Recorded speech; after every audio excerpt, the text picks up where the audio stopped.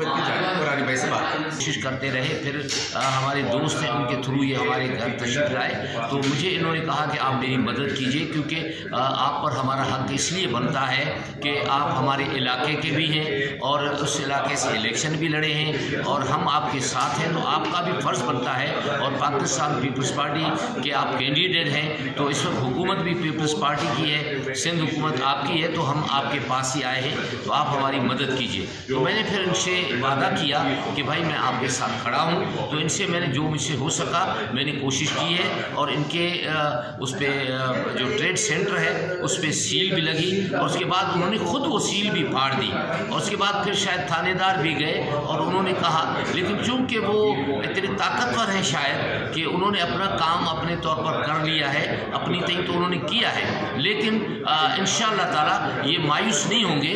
हम पूरी कोशिश करेंगे कि इसको जो है इंसाफ दिलाया जाए।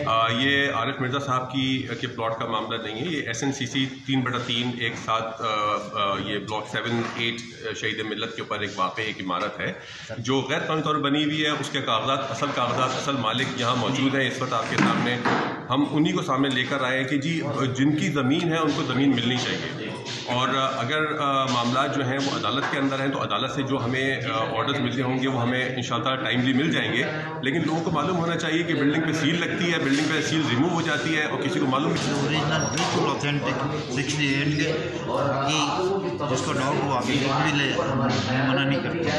कहने का मतलब ये है कि इतनी धंधी नहीं चलनी चाहिए इस मुल्क के अंदर, यहाँ भी कोई कानून जैसा है।